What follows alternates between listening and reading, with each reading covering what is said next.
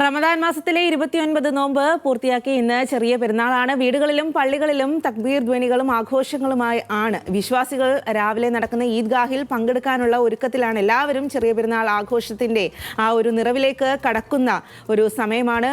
വിവരങ്ങളുമായി തിരുവനന്തപുരത്ത് നിന്നും ചന്തു ചന്ദ്രശേഖറും കോഴിക്കോട് നിന്ന് രതീഷ് വാസുദേവനുമാണ് ചേരുന്നത്. ആദ്യം ചന്തുവിലേക്കാണ്. ചന്തു, എത്രമാത്രം വിപുലമാണ് തലസ്ഥാനത്തെ ഒരു ചെറിയ പെരുന്നാൾ ആഘോഷം? ഈദ്ഗാഹുകൾ ഒക്കെ ഉണർന്നു കഴിഞ്ഞിരിക്കുകയാണ്. ആളുകളൊക്കെ അതിൽ പങ്കെടുക്കാനുള്ള ആ ഒരു ഒരുക്കത്തിലേക്ക് എത്തിയിട്ടുണ്ടോ?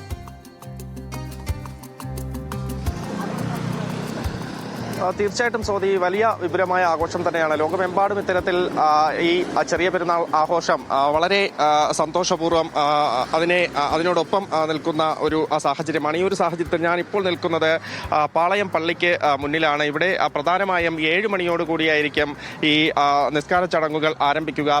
പാളയം ഇമാം ഡോക്ടർ VP ഷുഹൈബ് മൗലവി ആയിരിക്കും ഈ ചടങ്ങുകൾക്ക് നേതൃത്വം നൽകുന്നത്. ഇപ്പോൾ ഈ പള്ളിക്ക് മുന്നിൽ കുറച്ച് ആൾക്കാരൊക്കെ എത്തുന്നുണ്ട്. കാരണം ഇവിടെ പ്രാർത്ഥനയ്ക്ക് എത്തുന്ന ആൾക്കാരിൽ നിന്നും സക്കാത്ത് കർമ്മങ്ങൾ അത് വാങ്ങുന്നതിനൊക്കെ വേണ്ടി എത്തുന്ന വിശ്വാസികളാണ്. ഇതിനുശേഷം ഇവർ നിസ്കാര ചടങ്ങിൽ പങ്കെടുക്കും.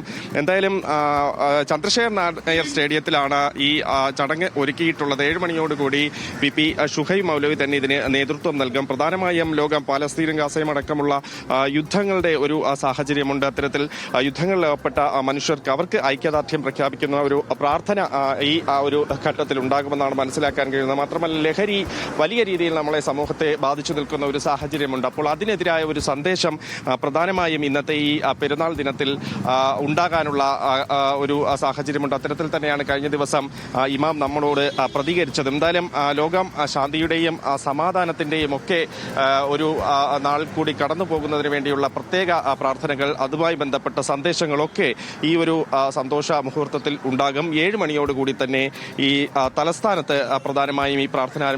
പാളയത്ത് പ്രധാനമായും ഈ ചടങ്ങ് നടക്കുന്നെങ്കിലും മറ്റ് പള്ളികളിലൊക്കെ തന്നെ, അത് ഗ്രാമങ്ങളിൽ അങ്ങോട്ട് ആണെങ്കിലുമൊക്കെ വലിയ വിപുലമായ തരത്തിൽ ആഘോഷത്തിന് വേണ്ടിയിട്ടുള്ള ഒരുക്കങ്ങളായി കഴിഞ്ഞു. കഴിഞ്ഞ ദിവസം തന്നെ നേരത്തെ നമ്മൾ റിപ്പോർട്ട് ചെയ്തതുപോലെ പുത്തൻ ഉടുപ്പുകളും മറ്റുമൊക്കെ വാങ്ങുന്നതിന് വേണ്ടിയിട്ടുള്ള തയ്യാറെടുപ്പുകളും ഒക്കെ കഴിഞ്ഞിട്ടുണ്ട്. എന്തായാലും ആഘോഷത്തിന്റെ വേളയിലാണ്. ആഘോഷം ഇപ്പോൾ എന്തായാലും പ്രധാനമായും നടക്കുന്നത്. 7 മണിയോടുകൂടി ഇത്തരം പ്രാർത്ഥനാ ചടങ്ങുകൾ ആരംഭിക്കും. സ്വാതി. ശരി ചന്തു, കോഴിക്കോട് നിന്നും രതീഷ് വാസുദേവൻ കൂടി ചേരുകയാണ്. രതീഷ്, മലബാറിലെ പെരുന്നാൾ ഏത് രീതിയിലാണ്? പ്രത്യേകിച്ചും കോഴിക്കോട് എത്രമാത്രം വിപുലമാണ് അവിടുത്തെ ആഘോഷം അല്ലെങ്കിൽ ഒരുക്കം? പ്രാർത്ഥനാ ചടങ്ങുകളൊക്കെ ആരംഭിക്കാനുള്ള ഒരുക്കങ്ങൾ അവിടെ പൂർത്തിയായിട്ടുണ്ടോ? എങ്ങനെയാണ് അവിടെ പെരുന്നാൾ ആഘോഷത്തിന്റെ തുടക്കം? സ്വാതി, തീർച്ചയായും പെരുന്നാൾ ദിനത്തിൽ വലിയ ഒരുക്കങ്ങളാണ് നിസ്കാര ചടങ്ങുകൾക്ക് വിവിധ സംഘടനകളും പള്ളികളൊക്കെ കേന്ദ്രീകരിച്ച് നടത്തിയിട്ടുള്ളത്. ഞാനിപ്പോൾ നിൽക്കുന്നത് കോഴിക്കോട് ഫ്രീഡം സ്ക്വയറിലാണ്, ബീച്ചിലെ. ഇവിടെ KNMന്റെ നേതൃത്വത്തിലാണ് ഇന്ന് നമസ്കാര ചടങ്ങുകൾക്ക് നേതൃത്വം നൽകുന്നത്. അതിൻ്റെ ഒരുക്കങ്ങളാണ് ഇപ്പോൾ നടന്നുകൊണ്ടിരിക്കുന്നത്. കാരണം 7 മണിയോട് കൂടിയാണ് നിസ്കാര ചടങ്ങുകൾ ആരംഭിക്കുക. M അഹമ്മദ് കുട്ടി മദനിയായിരിക്കും ഈ ഫ്രീഡം സ്ക്വയറിലെ നമസ്കാര ചടങ്ങുകൾക്ക് നേതൃത്വം നൽകുക. മറ്റ് 3 ഇടങ്ങളിൽ കൂടി കോഴിക്കോട് ടൗണിൽ ഇത്തരം കാര്യങ്ങൾക്ക് ഒരുക്കം നൽകുന്നുണ്ട്.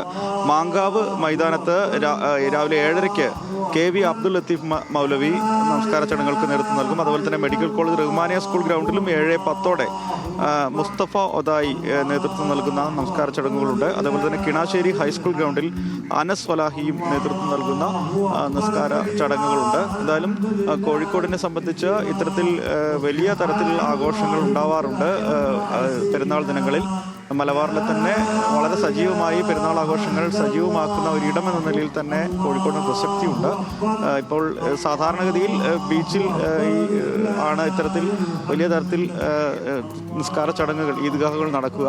ഇപ്പോൾ മറ്റിടങ്ങളിലും, പ്രാദേശികമായി മറ്റിടങ്ങളിലും ഇത്തരത്തിൽ നിസ്കാര ചടങ്ങുകൾ നടക്കുന്നുണ്ട്. അതിൻ്റെ ഭാഗമായാണ് ഇപ്പോൾ പ്രാർത്ഥനയുടെ നേരത്തെ എത്തിയ വിശ്വാസികളൊക്കെ തന്നെ തക്ബീർ വിളികളോടെ തന്നെ പ്രാർത്ഥന ആരംഭിച്ചിട്ടുണ്ട്. ഇനി 7 മണിയോടുകൂടിയാണ് പൂർണ്ണമായും ഇത് അദ്ദേഹത്തിൻ്റെ നേതൃത്വം നൽകുന്ന ആളുകളൊക്കെ എത്തുക. അതിനുശേഷമായിരിക്കും സജീവമായ പ്രാർത്ഥനാ ചടങ്ങുകൾ ആരംഭിക്കുക. 7 മണിയാണ് ഇവിടെ പറഞ്ഞിട്ടുള്ള സമയം. മിക്കയിടത്തും 7 മണിക്ക് ശേഷമാണ് ഇത്തരത്തിൽ ഈദ്ഗാഹുകൾ നടക്കുന്നത്. പ്രാഥമികമായി ഇപ്പോൾ ഇത് വളരെ കുറച്ച് ആളുകളെ എത്തിയിട്ടുള്ളൂ. 7 മണിയോടെ പൂർണ്ണമായും വിശ്വാസികളും അതുപോലെ തന്നെ ഈ പ്രാർത്ഥനാ ചടങ്ങുകൾക്ക് നേതൃത്വം നൽകുന്നവരും എത്തും എന്ന് തന്നെയാണ് ഇപ്പോൾ നമുക്ക് ലഭിക്കുന്ന വിവരം. എന്തായാലും വിശ്വാസികളുടെ പ്രാർത്ഥനാപൂർവമായ ഈ ദിവസങ്ങൾക്ക് ശുദ്ധിയോടെയുള്ള ദിവസങ്ങൾക്ക് സമാപനം കുറിച്ചുകൊണ്ടുള്ള ഈ ദിനം വളരെ സജീവമായി തന്നെയാണ് വിശ്വാസികൾ പങ്കെടുക്കുന്നത്. മാത്രവുമല്ല ഒരു മതനിരപേക്ഷ സാഹചര്യം കൂടി കോഴിക്കോടിൻ്റെ ഈ പശ്ചാത്തലത്തിൽ നടക്കുന്നുണ്ട്. ഇത്തരം ചടങ്ങുകൾക്കൊക്കെ തന്നെ ഇതര മതസ്ഥരുൾപ്പെടെ അവർക്ക് സഹായവും സൗകര്യവും ഒരുക്കുന്ന സാഹചര്യം കൂടെ കോഴിക്കോടിൻ്റെ വിവിധ ഭാഗങ്ങളിൽ നമുക്ക് കാണാവുന്നതാണ്. ഈ കിണാശ്ശേരിയിലെ ഇത്തരത്തിൽ നടക്കുന്ന നമസ്കാര ചടങ്ങുകൾക്ക് ക്ഷേത്ര കമ്മിറ്റിയുടെ കൂടെ സഹായമുണ്ട് എന്നതാണ് ഏറ്റവും വലിയ സന്തോഷകരമായ സാഹചര്യം. എന്തായാലും വിശ്വാസികൾ അല്പസമയങ്ങൾക്കുള്ളിൽ കോഴിക്കോടിൻ്റെ പരിസര പ്രദേശങ്ങളൊക്കെ തന്നെ ഈദ്ഗാഹുകൾ സജീവമാകും. പെരുന്നാൾ നമസ്കാരങ്ങൾ സജീവമായി തുടങ്ങും.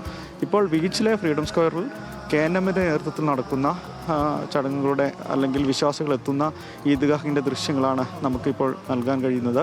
എന്തായാലും മറ്റിടങ്ങളിലും 7 മണിക്ക് ശേഷം വളരെ സജീവമായി പ്രാദേശികമായി തന്നെ ഈദ്ഗാഹുകൾ നടക്കും എന്നാണ് ഇപ്പോൾ നമുക്ക് മനസ്സിലാവുന്നത്. എന്തായാലും സജീവമാണ് ഈദ്ഗാഹുകൾ എന്നാണ് ഈ ഘട്ടത്തിൽ നമുക്ക് പറയാവുന്നത്. സ്വാതി. ശരി രതീഷ്, എന്തായാലും സംസ്ഥാനത്തെമ്പാടും പെരുന്നാൾ ആഘോഷത്തിന്റെ ഒരുക്കത്തിലേക്ക് കടന്നിരിക്കുകയാണ്. റംദാൻ മാസത്തിലെ 29 നോമ്പ് പൂർത്തിയാക്കി ഇന്ന് ചെറിയ പെരുന്നാൾ ആഘോഷിക്കുകയാണ്. വീടുകളിലും പള്ളികളിലും തക്ബീർ ധ്വനികളും ആഘോഷങ്ങളുമാണ്. വിശ്വാസികൾ രാവിലെ നടക്കുന്ന ഈദ്ഗാഹിൽ പങ്കെടുക്കാനുള്ള ഒരുക്കത്തിലാണ്. തിരുവനന്തപുരത്തു നിന്നും കോഴിക്കോട് നിന്നും ആ വിവരങ്ങൾ നൽകുകയായിരുന്നു ചന്തു ചന്ദ്രശേഖറും രതീഷ് വാസുദേവനും.